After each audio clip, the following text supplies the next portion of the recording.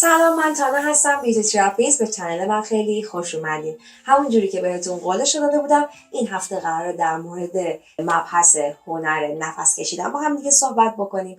قبل از اینکه بریم سراغ ویدیو باید بگم که هر هفته ویدیوی جدید داریم و علاوه بر موضوعاتی مربوط به پوست و زیبایی توی این چنل قراره در مورد مسائلی صحبت بکنیم که ببینیم چجوری میتونیم کیفیت زندگیمون رو بالا ببریم. پس کانال سابسکرایب کنید، اون زنگوله بغلش رو هم فعال کنید. ممنون که با حمایتتون به رشد کانال من کمک میکنید. بدون معطلی بریم سراغ ویدیو.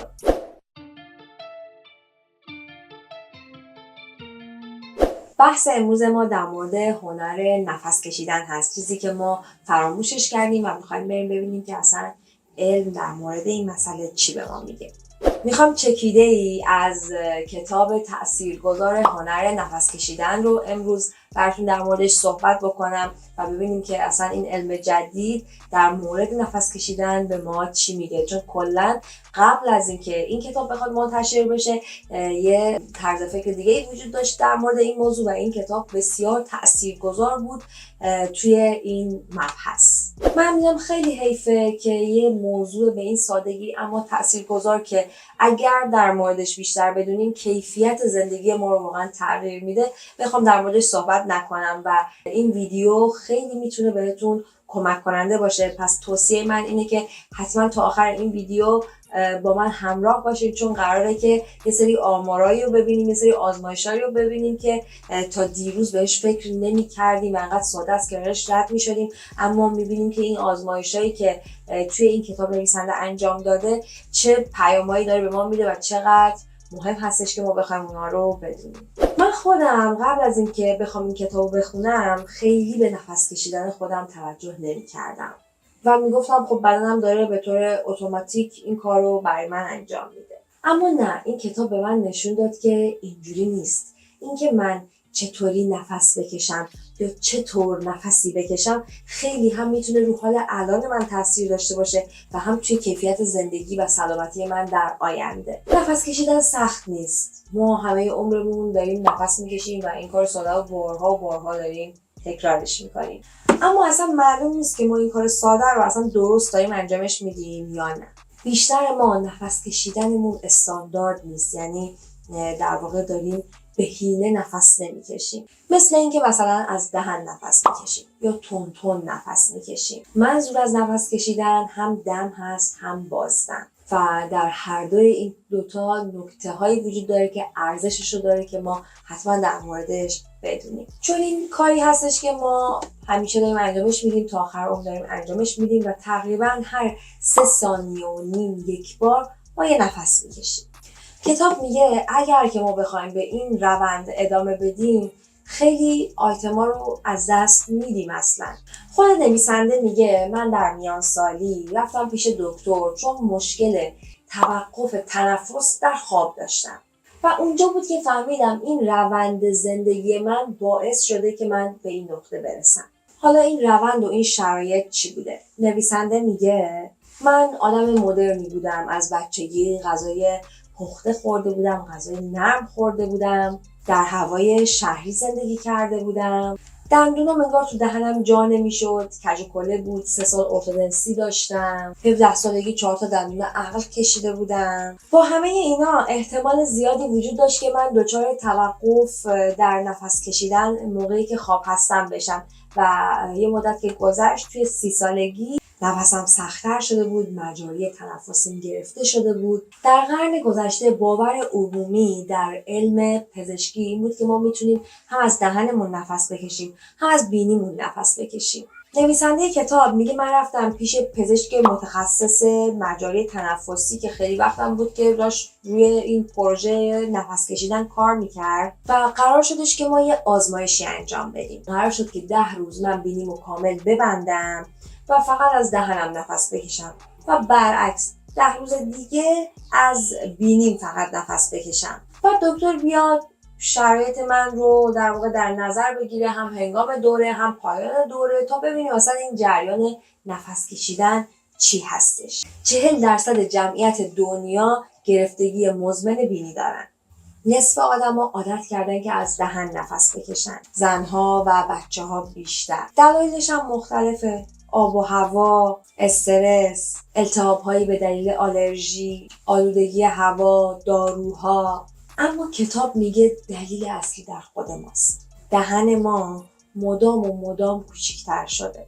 دهن کوچیک شده چه ربطی به این داره که ما از بینی نفس نمیکشیم؟ ربطش اینه که دهن به اندازه کافی رشد نمیکنه و پهن نمیشه. سقف دهن قوس برمیداره به سمت بالا و این رشد به سمت بالا باعث میشه که حفره‌های بینی کمتر بتونن که رشد بکنن. ساختارش به هم میخوره و فضاش کم میشه. دماغ گرفتگی مزمن پیدا میکنه و هوا راحت توش در جریان نیست در واقع. این باعث میشه که باکتریا بیشتر اونجا رشد بکنن و مجاری بیشتر گرفته بشه و اینجا یه چرخه معیوبی اتفاق میفته که باعث میشه کیفیت نفس کشیدنمون بیاد پایین.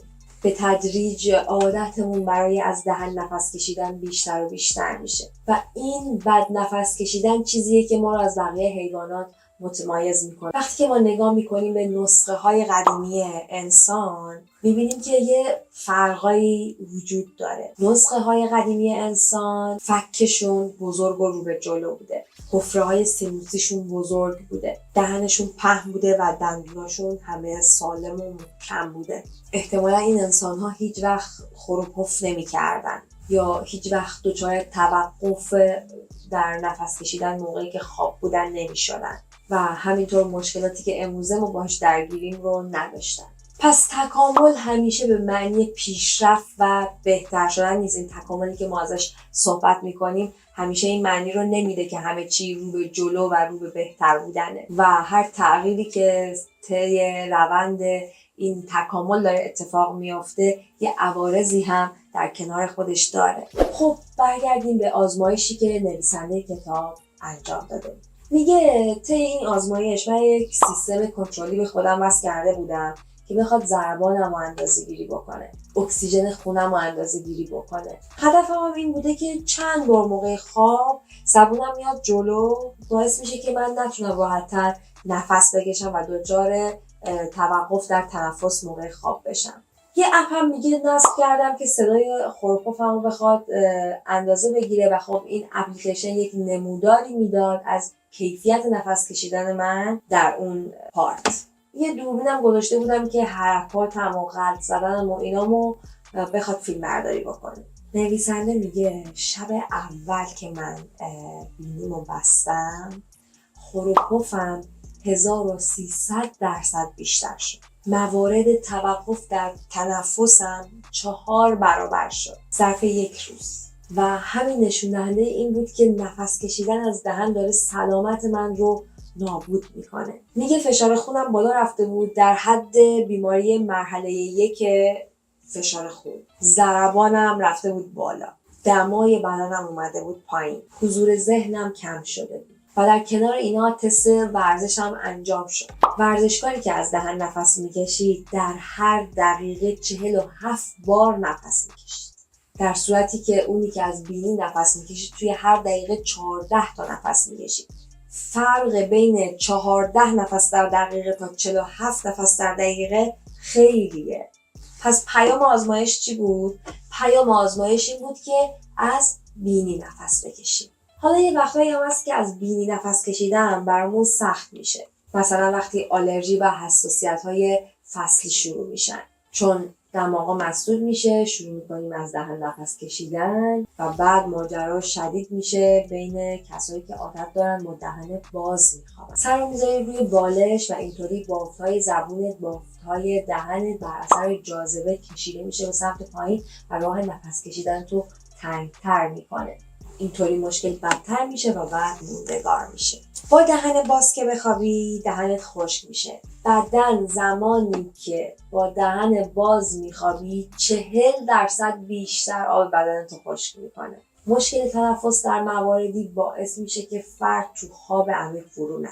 که هفته آینده اصلا میخوام موضوعمو به این مسئله اختصاص بدم و در مورد خواب با هم دیگه صحبت کنیم. حتی اگر وقتتون رو اندازه یک ویدیو آزاد کردین و خواستین که بیاین توی چنل من و یک ویدیو انتخاب بکنین برای دیدن، توصیه بهتون میکنم که حتما ویدیوی خواب رو ببینین، چون به شخص روی من خیلی خیلی تأثیر گذاشت و مطمئناً که کیفیت زندگی رو خیلی بهتر میکنه و همونطوری که نفس کشیدن روی خیلی چیزا تأثیر داره که اصلا ما روحمون هم ازش ممکنه خبر نداشته باشه و اطلاعات کافی در موردش نداشته باشیم. موضوعی که میخوام در مورد ویدیوی بعدی انتخاب کردم در مورد مبحث خواب هم به همین شکل هستش، یعنی تأثیراتی داره رو چیزهایی که شما فکرش هم نمیتونین بکنین و بعدش میبینین که چقدر اون موارد مهم بودن و رو کیفیت زندگیتون تأثیر میتونستن داشته باشن. پس حتما ویدیوی هفته آینده رو تماشا کن و از دست نده. خب گفتیم اگر ما به خواب عمیق فرو نریم، اون هورمونی که باید تو خواب عمیق ترشح فقط میشه ترشح نمیشه. این کارش چیه؟ کارش اینه که اثر میذاره رو مقدار آبی که سلولا باید تو خودشون نگه دارن و وقتی که نرمال ترشح نمیشه آب تو کلیه جمع میشه و هی لازمه که ما بریم دستشویی، هی تشنمون بشه، هی بریم دستشویی و این هی تکرار و تکرار بشه. پس خیلی چیزا ربط به این نداره که دماغمون بسته بشه، ولی باعث میشه که توی یک چرخه عجیب و غریبی گیر بیافتیم که خواب عمیق نتونیم داشته باشیم. بیخوابی مزمن بیشتر از این که بخواد یک مشکل روانشناختی باشه، یک مشکل تنفسیه. یعنی میلیون ها آدمی که دچار بیخوابی مزمنن، به سقف نگاه میکنن، با گوشیشون برمیرن، به اینجا خیره میشن، اینا نمیتونن بخوابن چون نمیتونن نفس بکشن. پس نتیجه این شد که از بینی نفس بکشین و بهینه نفس بکشین. مرسی که تا اینجا ویدیو همراه من بودین. موضوعی که میخوام هفته بعدی براتون در موردش ویدیو درست بکنم مربوط هست به مبحث خواب. از دستش ندین. اگر از اینجور ویدیوها خوشتون میاد لطفا داخل کامنت ها برای من بنویسین. اگه سوالی دارین، پیشنهادی دارین، برای من بنویسین حتما، تا جایی که بتونم سعی میکنم که جواب همتون رو بدم. ممنون که تا اینجا ویدیو همراه من بودین و ویدیو رو تماشا کردین. تا ویدیوی بعدی، فعلا.